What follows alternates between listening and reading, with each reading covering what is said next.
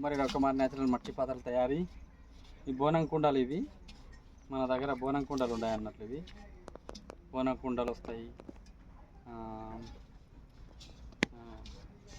బోనం కుండలు ఇవి అయితే బోనం ఇప్పుడు వానాకాలం వస్తుంది కదా, బోనం కుండలు ఇవి అమ్మవారికి బోనం కొండనికే చిన్న సైజు ఉన్నాయి, పెద్ద సైజు ఉన్నాయి.